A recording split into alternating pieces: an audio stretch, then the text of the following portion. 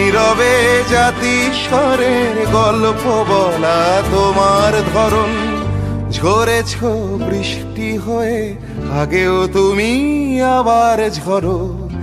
এ কেমন কান্না তুমি আমায় যখন আদর করো, এ তুমি কেমন তুমি চোখের তারায় আয়না ধরো। এ কেমন কান্না তুমি আমায় যখন আদর করো, এ তুমি কেমন তুমি চোখের তারায় আয়না ধরো।